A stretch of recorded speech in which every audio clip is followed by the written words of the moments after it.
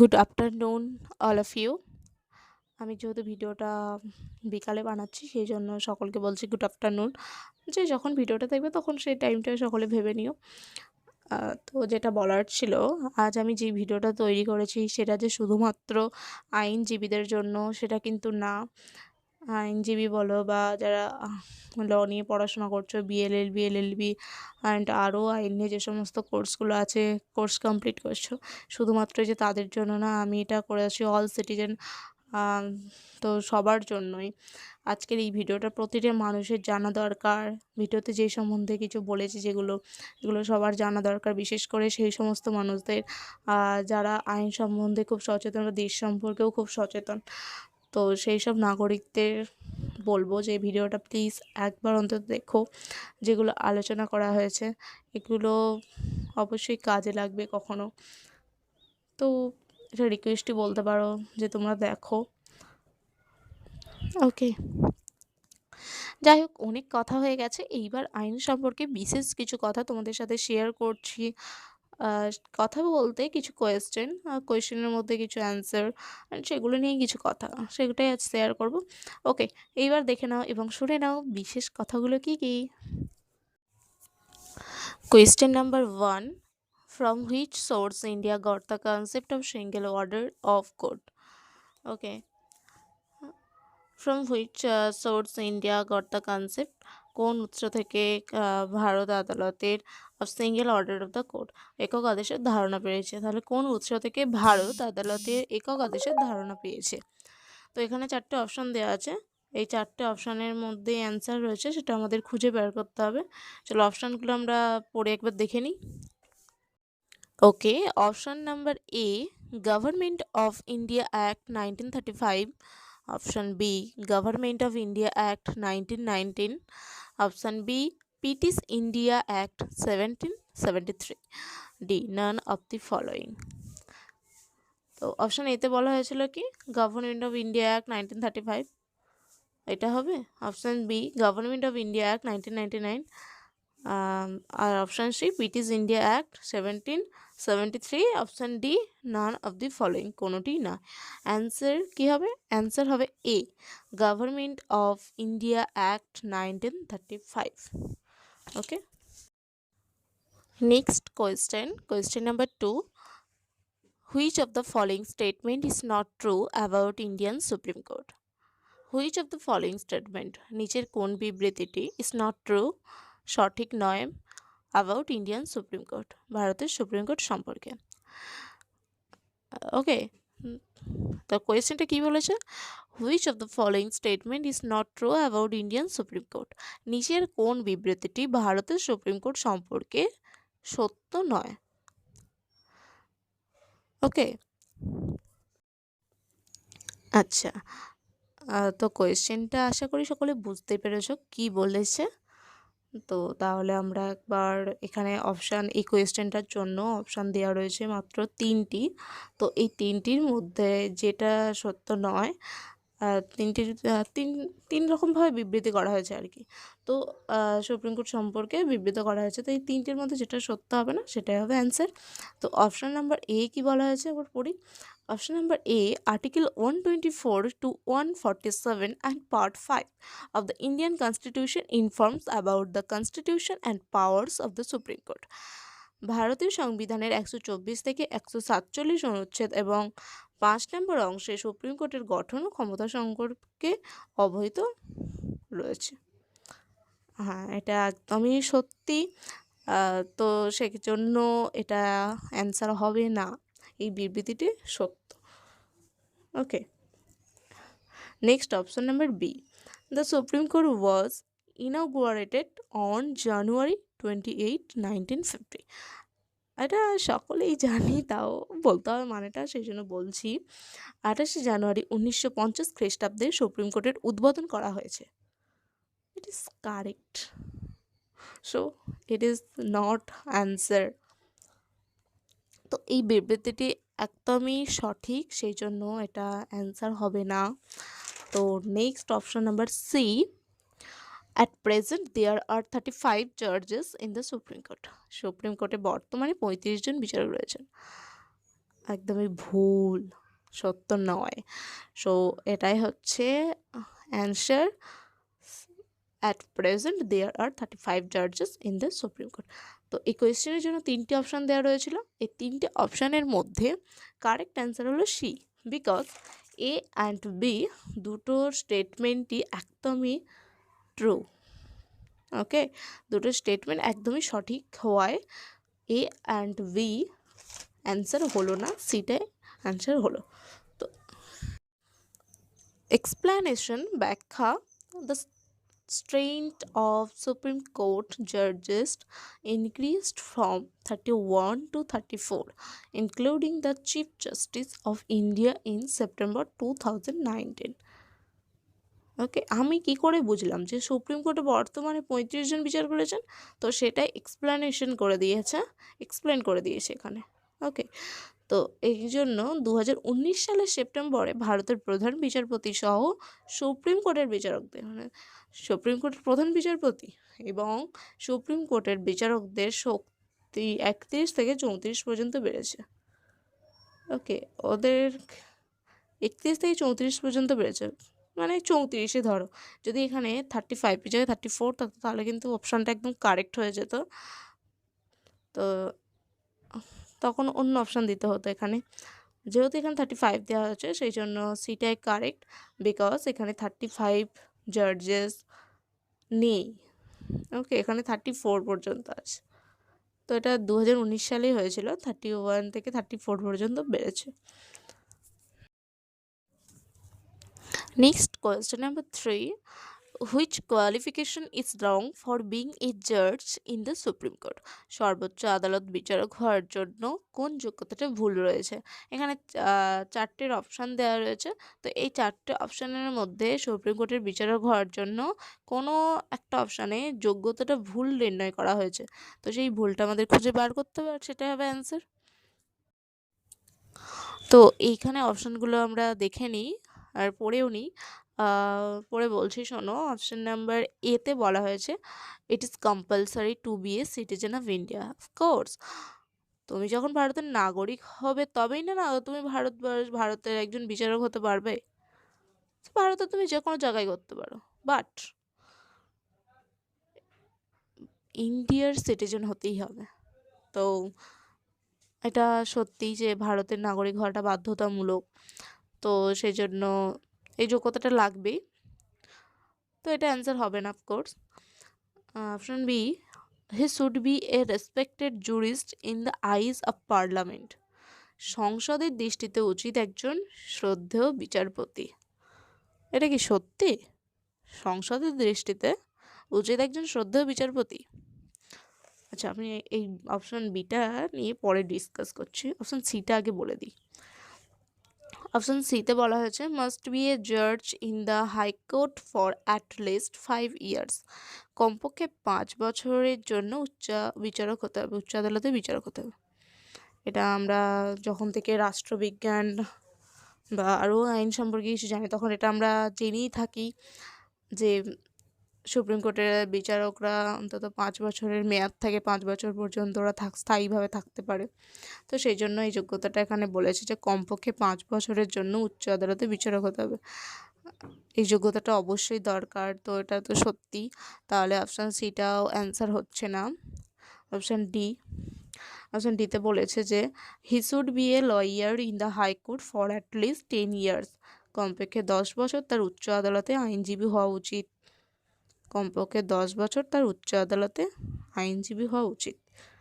ওকে, অবশ্য তার যত এক্সপিরিয়েন্স থাকবে তবেই না সে একজন সর্বোচ্চ আদালতের বিচারক হতে পারবে, তাই না?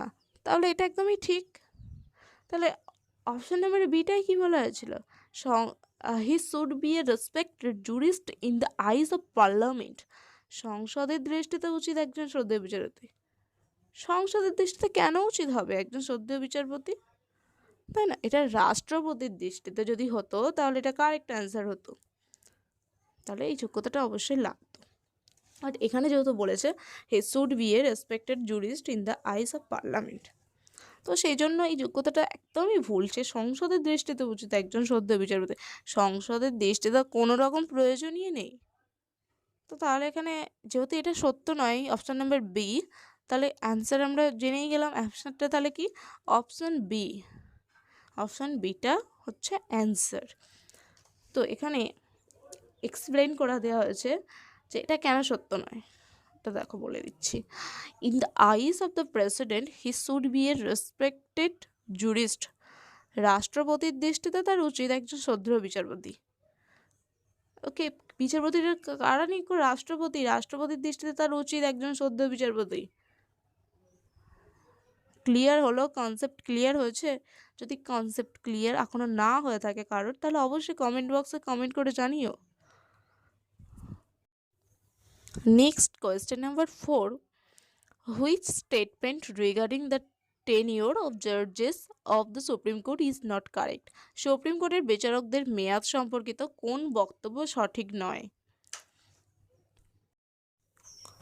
তো এখানে 3টে অপশান দেওয়া রয়েছে এই কোয়েশ্চেনের জন্য। তো অপশান এতে বলা হয়েছে জাজ of the supreme court can remain in office till the age of 65 years. সর্বোচ্চ আদালতের বিচারক 65 বছর বয়স পর্যন্ত এই পদে থাকতে পারবেন। এই যোগ্যতাটা একদমই সঠিক। তো এখানে আমাদের বলেছিল কি যে সুপ্রিম কোর্টের বিচারকদের মেয়াদ সম্পর্কিত কোন বক্তব্য সঠিক নয়। ঠিক আছে, সঠিক নয় যেটা বের করতে হবে। তো এখানে সর্বোচ্চ বলেছে, অপশন এতে বলা হয়েছে সর্বোচ্চ আদালতের বিচারক 65 বছর বয়স পর্যন্ত এই পদে থাকতে পারবেন। এটা একদমই সঠিক এই যোগ্যতাটা, সেই জন্য এটা অ্যান্সার হবে না। তো আমরা নেক্সট অপশানে চলে যাই। নেক্সট অপশান নাম্বার বিতে বলা হয়েছে জাজ of the supreme court gives his resignation letter to the chief justice. Supreme কোর্টের বিচারক তার পদত্যাগপত্র প্রধান বিচারপতিকে দিয়ে দেবেন।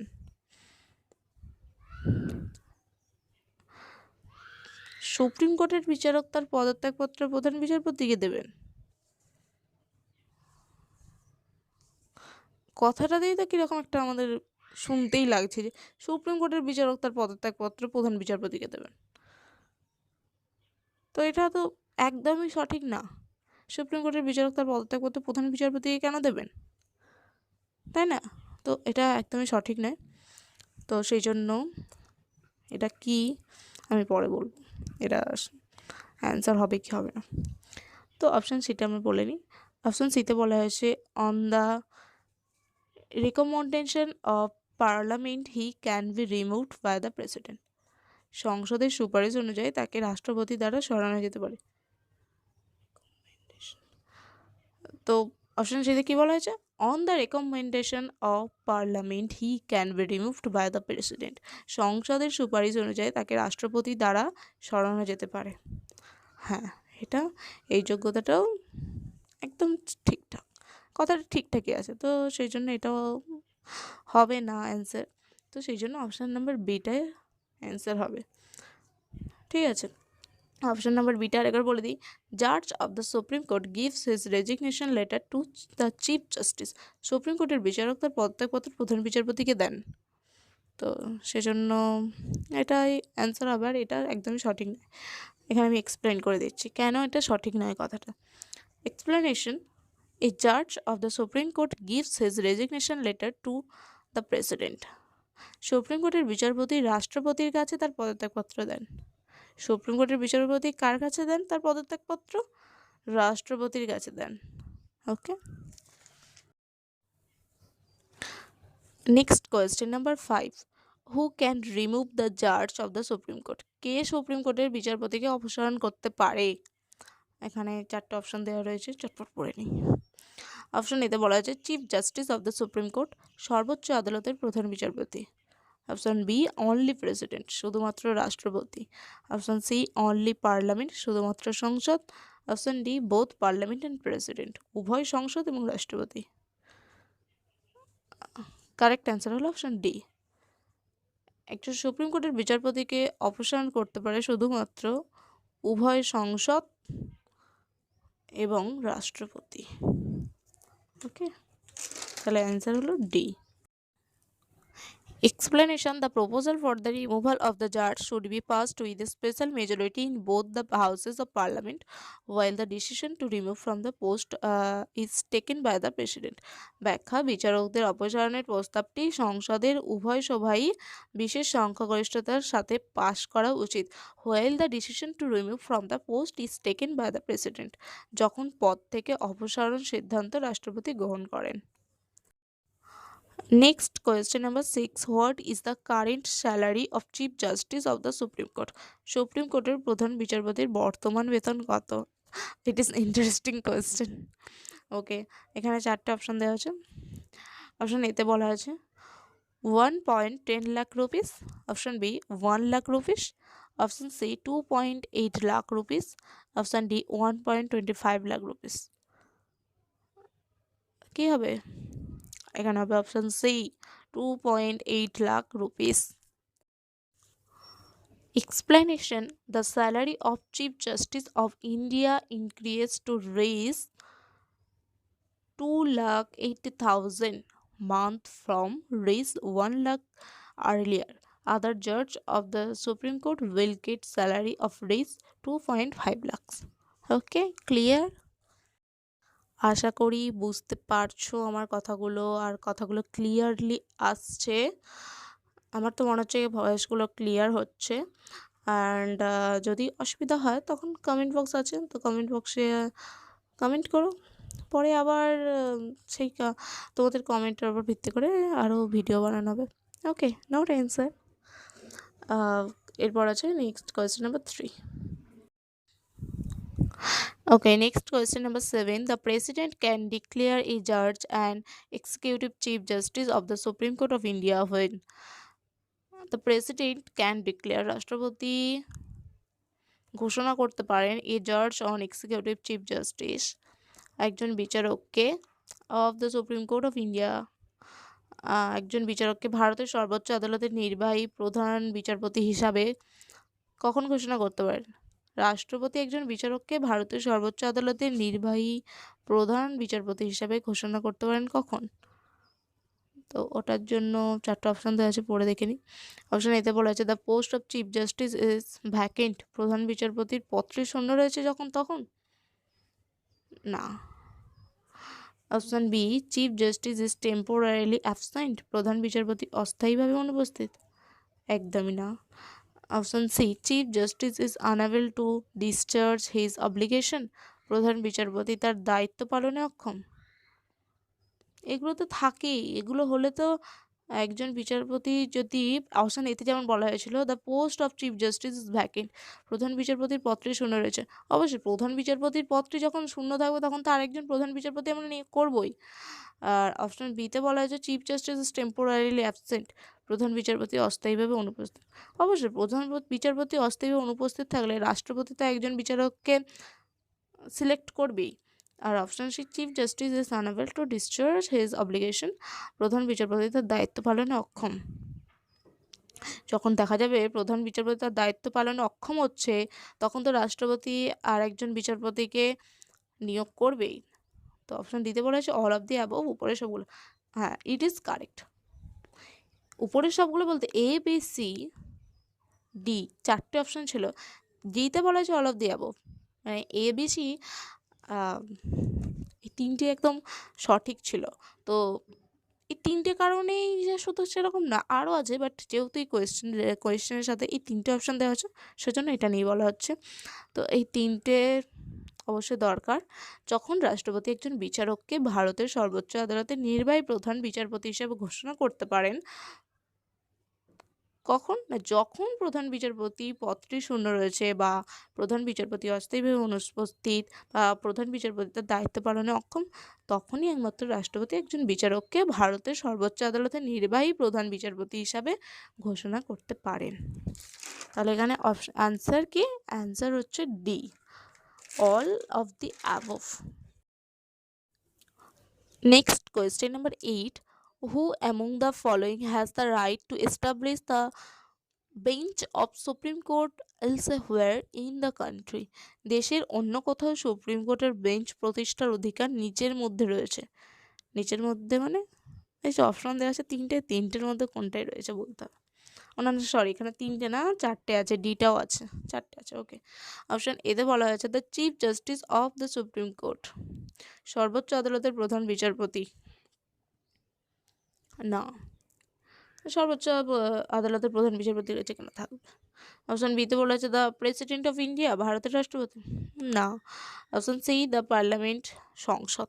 একদমই না। ডি, নিশ্চয়ই 3টে যখন হয়নি তখন ডিটে হবে। আচ্ছা ডিটা দাও, পড়তে তো হবেই, পড়ি। অপশন ডিতে বলা হয়েছে chief justice of the supreme court has the right to allow to establish the bench of the supreme court elsewhere in the country which prior approval of the president. তো কী বলছে এখানে মানেটা হচ্ছে chief justice of the supreme court, রাষ্ট্রপতির অগ্রাধিকার অনুমোদনে supreme কোর্টের প্রধান বিচারপতিকে দেশের অন্য কোথাও সর্বোচ্চ আদালতের বেঞ্চ প্রতিষ্ঠার অনুমতি দেওয়ার অধিকার রয়েছে। তাহলে অপশন নম্বর ডি, রাষ্ট্রপতির অগ্রাধিকার অনুমোদনে সুপ্রিম কোর্টের প্রধান বিচারপতিকে দেশের অন্য কোথাও সর্বোচ্চ আদালতের বেঞ্চ প্রতিষ্ঠার অনুমতি দেওয়ার অধিকার রয়েছে। ওকে, এখানে কোয়েশ্চেনটা কী করেছিল, হু among the following has the right two establish the bench of supreme court elsewhere in the country, দেশের অন্য কোথাও সুপ্রিম কোর্টের বেঞ্চ প্রতিষ্ঠার অধিকার নিচের মধ্যে রয়েছে। হ্যাঁ, রাষ্ট্রপতির অগ্রাধিকারে অনুমোদনে সুপ্রিম কোর্টের প্রধান বিচারপতিকে দেশের অন্য কোথাও সর্বোচ্চ আদালতে বেঞ্চ প্রতিষ্ঠার অনুমতি দেওয়ার অধিকার রয়েছে। ওকে, আর এখানে কী হবে, অ্যান্সার হবে D.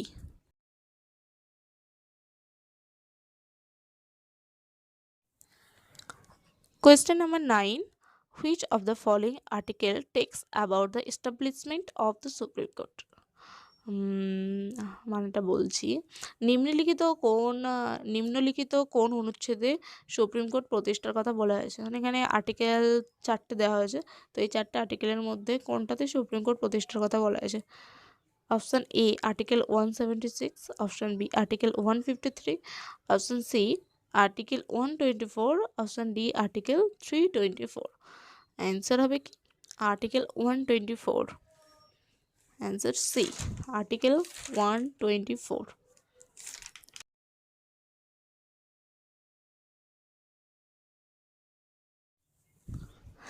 Next question number 10 and last question. Okay, next question number 10 এ বলেছে which of the following is not matched correctly? Which of the following is not, নিচের কোনটি সঠিকভাবে মেলে না। অপশন এতে বলা হয়েছে আর্টিকেল 145 স্যালারি অফ জাজেস, প্রথমেই তো ভুল। আর আমি আগেও বলেছি, আগে কি বলেছিলাম বলো তো তোমাদের একটা কোয়েশ্চেনে, কত নম্বর কোয়েশ্চেন ছিল, অপশন কোয়েশ্চেন নাম্বার 2তে ছিল যে which of the following statement is not true about Indian supreme court, এই কোয়েশ্চেনটা ছিল। আর এটার ফার্স্ট অপশন কী ছিল, option A article 124 to 147 and part 5 of the Indian constitution informs about the composition and powers of the supreme court. তো 124 থেকে 147 মধ্যে কী আলোচনা করেছে, সুপ্রিম কোর্টের গঠন ও ক্ষমতা সম্পর্কে। তাহলে আর্টিকেল 145-এ কী করে জাজের স্যালারি অফ জাজেস, স্যালারি সম্বন্ধে কিছু বলা থাকবে, তো এটা প্রথমেই ভুল আর্টিকেল। আর অপশন বিতে কী বলা আছে article 143 power of president to consult with the supreme court, সঠিক। এক্ষুনি বললাম না 124 থেকে 147 মধ্যে সুপ্রিম কোর্টের শক্তি ও ক্ষমতা গঠন সম্পর্কে আলোচনা করা হয়েছে। তো এখানে 143-তে বলা হয়েছে power of president to consult with the supreme court, সঠিক। তো এটা মিলছেই। আর অপশন সিতে বলেছে article 141 orders of the supreme court is applicable to all courts of India, এটাও একদম সঠিক। তো মিলছে। অপশন ডিতে বলা হয়েছে article 139 power of supreme court to issue writ petition, it is correct, একদম মিলছে। তো অপশন এটাই একমাত্র ভুল যেটা মিলছে না, আর্টিকেল 145 স্যালারি অফ জাজেস এটা বলাই হয়নি আর্টিকেল 145-এ। তো সেই জন্য যেহেতু মিলছে না, সেই কারণে এটাই হচ্ছে answer, option A article 145 salary of জাজেস। ওকে, আর কোয়েশ্চেন এটাই লাস্ট ছিল। তো আজকে এতগুলো কোয়েশ্চেন নিয়ে আলোচনা করা হলো। জানি না আমি কতটা কি বোঝাতে পেরেছি তোমাদের, বাট আমি যতটা পারি কাউকে বোঝাতে ততটাই বোঝাবার ট্রাই করেছি।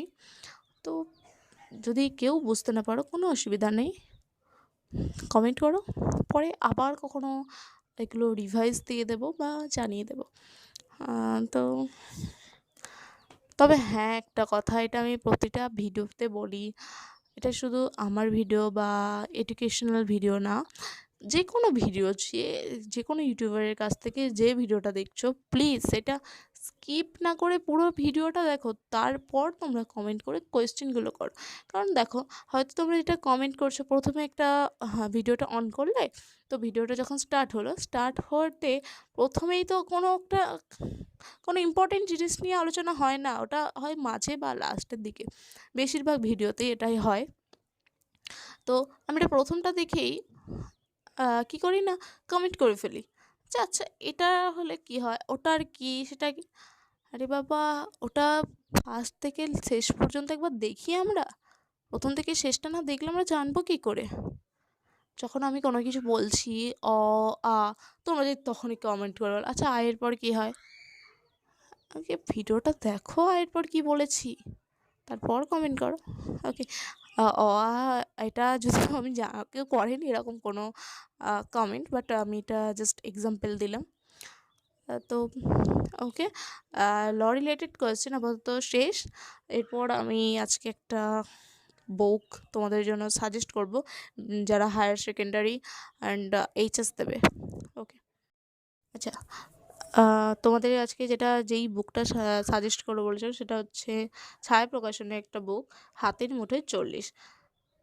ওকে, HS objective, higher secondary objective question, Bengali and English দুটোই আছে।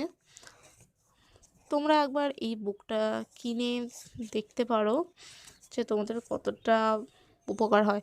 সত্যি বলতে কি, বুকটা সত্যিই অসাধারণ। হাতের মধ্যে 40, আমি তো বলবো যারা একদমই পড়াশোনা করো না, তারা এই ধরনের বুকগুলো একদমই নিতে পারো।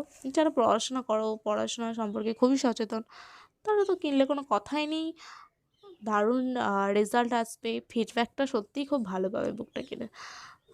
অনেক বুক আছে বা অনেক সাজেশন আছে যেগুলো হায়ার সেকেন্ডারির 1 মাস 2 মাস আগে টেস্ট পরীক্ষার পর, তো আফটার টেস্ট অনেক কোয়েশ্চেন অ্যান্ড অনেক সাজেশন জাস্ট মার্কেটে বিক্রি হয় অ্যান্ড লঞ্চ করে অনেক নিউ নিউ কোম্পানি।